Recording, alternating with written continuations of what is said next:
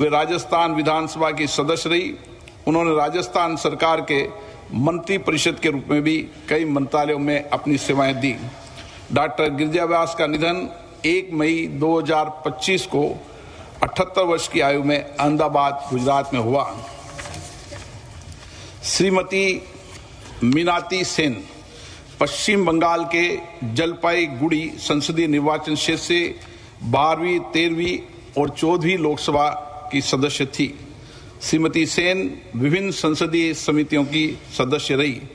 श्रीमती मीनाती सेन का निधन 3 मई 2025 को 81 वर्ष की आयु में कोलकाता, पश्चिम बंगाल में हुआ। श्री सुखदेव सिंह ढींडसा पंजाब के संगरूर संसदीय निर्वाचन क्षेत्र से 14वीं लोकसभा के सदस्य थे। वे राज्यसभा के सदस्य भी रहे। श्री ढींडसा ने केंद्र सरकार के मंत्री परिषद के रूप में कई मंत्रालयों में अपनी सेवाएं दी और वे कई संसदीय समितियों के सदस्य भी रहे। इससे पहले वे 4 कार्यकाल के लिए पंजाब विधानसभा के सदस्य रहे। वे पंजाब सरकार में राज्य मंत्री के रूप में भी रहे। श्री सुखदेव सिंह ढींडसा का निधन 28 मई 2025 को 89 वर्ष की आयु में मोहाली, पंजाब में हुआ। श्री छोटे सिंह यादव उत्तर प्रदेश के कन्नौज संसदीय निर्वाचन क्षेत्र से 7वीं और 9वीं लोकसभा तथा मोहनलालगंज संसदीय निर्वाचन क्षेत्र से 10वीं लोकसभा के सदस्य थे। श्री यादव विभिन्न संसदीय समिति के सदस्य भी रहे। श्री छोटे सिंह यादव का निधन 13 जून 2025 को 83 वर्ष की आयु में लखनऊ, उत्तर प्रदेश में हुआ। श्री आनंद सिंह उत्तर प्रदेश के गोंडा संसदीय निर्वाचन क्षेत्र से 5वीं, 7वीं, 8वीं और 9वीं लोकसभा के सदस्य थे। उन्होंने कई संसदीय समितियों के सदस्य के रूप में काम किया। सिंह ने उत्तर प्रदेश सरकार में मंत्री के रूप में भी अपनी सेवाएं दी। श्री आनंद सिंह का निधन 6 जुलाई 2025 को 86 वर्ष की आयु में लखनऊ में हुआ। हम अपने पूर्व साथियों के निधन पर गहरा शोक व्यक्त करते हैं। यह सभा शोक संतप्त परिवारों के प्रति अपनी संवेदना व्यक्त करती है। माननीय सदस्यगण, दिनांक 22 अप्रैल 2025 को जम्मू कश्मीर के पहलगाम में हुए आतंकवादी हमले में 26 निर्दोष व्यक्तियों की नृशंस हत्या कर दी गई। आतंकवाद की इस घटना ने पूरे देश ही नहीं बल्कि संपूर्ण विश्व की चेतना को आघात पहुंचाया है। ये सभा उन सभी मृतकों के प्रति गहरा शोक व्यक्त करती है तथा आतंकवाद के विरोध भारत की जीरो टॉलरेंस के संकल्प को दोहराती है। माननीय सदस्यगण, 12 जून 2025 को अहमदाबाद से लंदन जा रहे एयर इंडिया विमान अहमदाबाद हवाई अड्डा से उड़ान भरने के तुरंत बाद दुर्घटनाग्रस्त हो गया। इस दुर्घटना में कुल 260 व्यक्तियों की असामयिक मृत्यु हुई, जिसमें विमान में सवार 241 व्यक्ति और 19 अन्य व्यक्ति शामिल हैं। इस दुर्घटना में गुजरात राज्य के पूर्व मुख्यमंत्री श्री विजय रूपानी जी का भी असामयिक निधन हो गया। ये सभा इस दुर्घटना में मृत व्यक्तियों के प्रति अपनी आत्मिक संवेदना व्यक्त करती है। माननीय सदस्यगण, देश के विभिन्न हिस्सों में अतिवृष्टि, बाढ़, भूस्खलन आदि प्राकृतिक आपदाओं के कारण बड़ी संख्या में जान माल की हानि हुई है। ये सभा प्राकृतिक आपदाओं के कारण दिवंगत हुए व्यक्तियों के परिवारजनों के प्रति अपनी संवेदना प्रकट करती है। अब यह सभा दिवंगत आत्माओं के सम्मान में मौन रहेगी।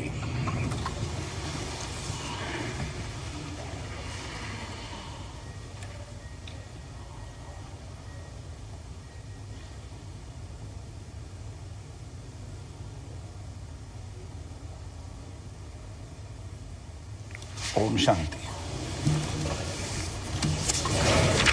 माननीय सदस्यगण, मैं भारतीय अंतरिक्ष अनुसंधान संगठन को भारतीय अंतरिक्ष यात्री श्री शुभांशु शुक्ला के अंतर्राष्ट्रीय स्पेस स्टेशन के पहले सफल मिशन के लिए सदन की ओर से हार्दिक शुभकामनाएं देता हूं। माननीय सदस्यगण, इस विषय पर माननीय सदस्यों की भावनाओं के अनुरूप इस सत्र में इस विषय पर व्यापक चर्चा भी होगी। प्रश्नकाल। प्रश्न संख्या 1 Shri Pradeep Purohit. Shri Pradeep Purohit. Question number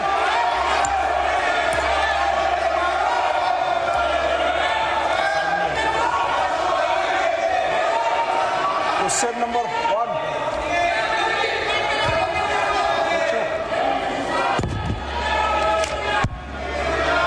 question number 1 उत्तर सभा पटल पर रखा गया है।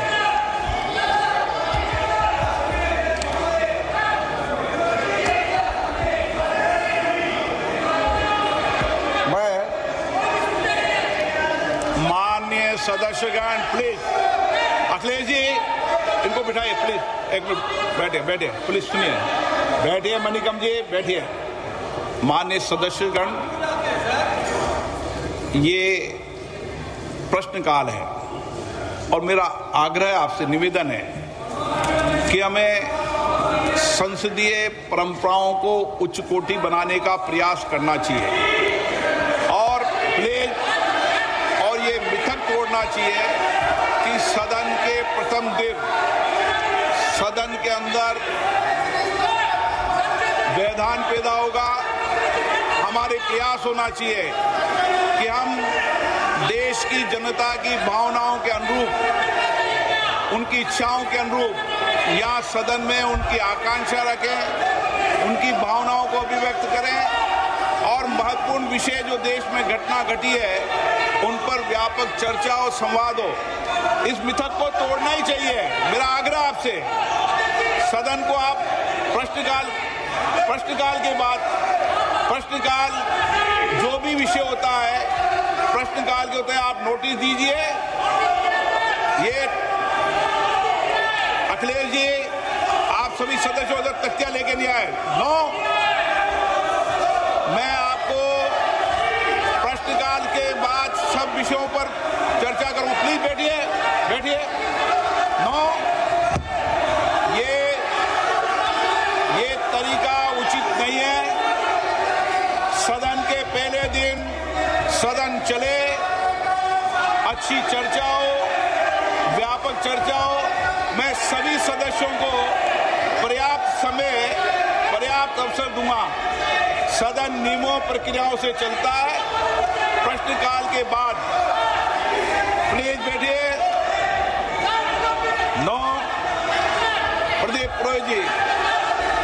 मैं क्वेश्चन नंबर 1 पे जो माननीय मंत्री जी ने जो उत्तर दिए हैं, मैं उनको धन्यवाद देता हूं। व्यापक मात्रा में उनका उत्तर हमको भेजे हैं।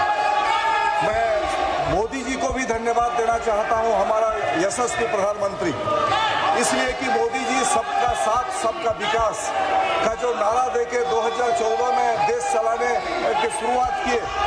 कहीं भी कोई स्टेट में कोई भी सरकार हो, कोई भी गवर्नमेंट हो, उसका कोई मतलब मोदी जी नहीं रखते हैं। कोई भी 2014 से 2019 तक उड़ीसा में बिजू जनता दल का सरकार था, फिर भी केंद्र सरकार, मोदी जी का सरकार पर्याप्त अर्थ उड़ीसा को दिया था। और इसी बारे में क्वेश्चन नंबर 1 के संदर्भ बारे में मैं ये माननीय मंत्री जी से पूरक प्रश्न ये पूछना चाहता हूँ।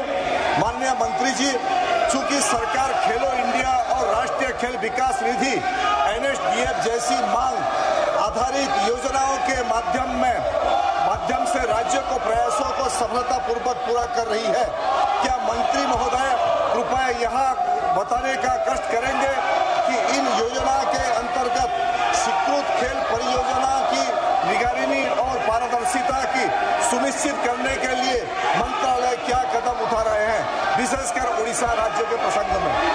माननीय मंत्री जी,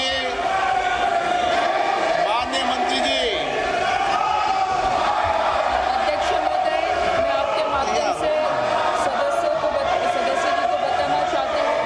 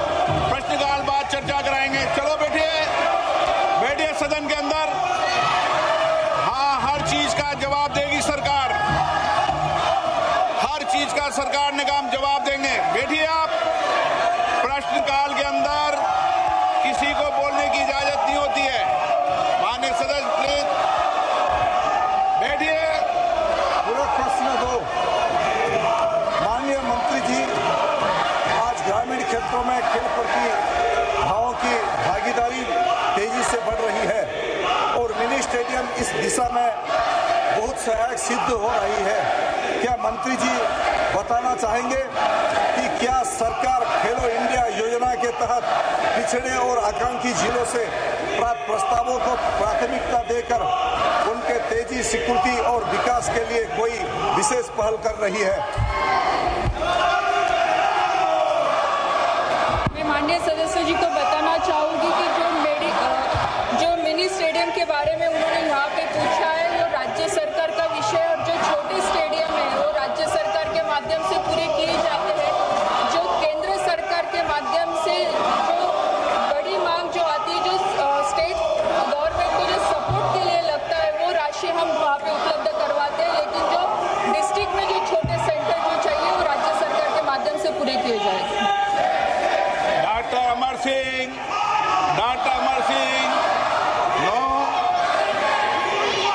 आप प्रश्नकाल जैसे महत्वपूर्ण विषय पर जवाब मांगते हो, सरकार जवाब देने को तैयार है। ये सदन है, नारेबाजी करने के लिए आप सदन के बाहर जाओ। सदन में नारेबाजी करना उचित नहीं है। सदन में नियमों से सवाल उठाओ, सरकार जवाब देगी। प्रश्न संख्या 3 विजय कुमार दुबे।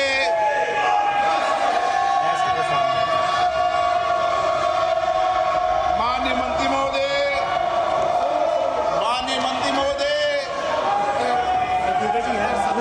मंत्री जी उत्तर सदन के पटल पे रखा है। माननीय सदस्य।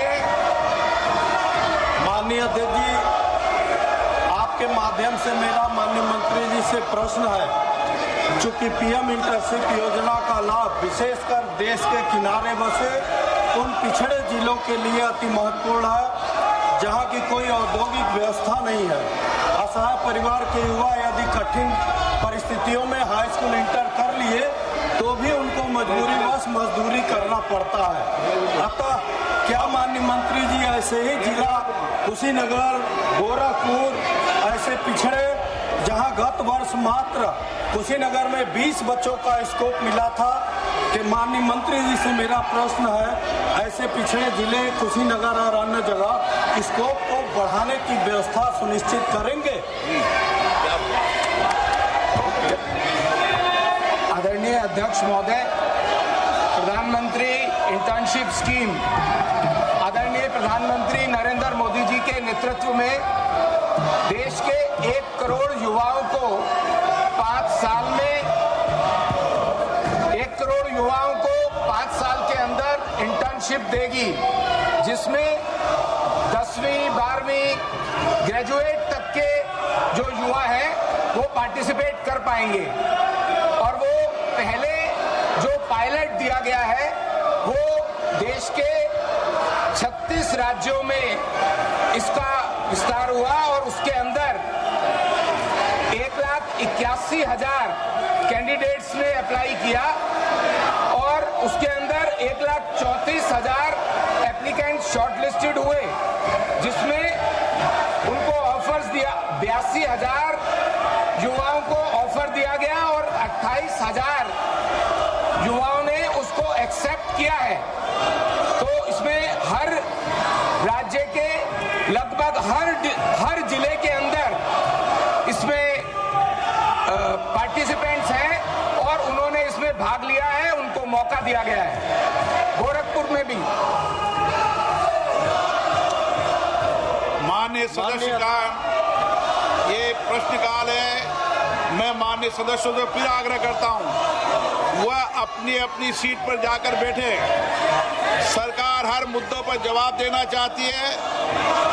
सदन चलना चाहिए, सदन पर चर्चा होनी चाहिए, संवाद होना चाहिए।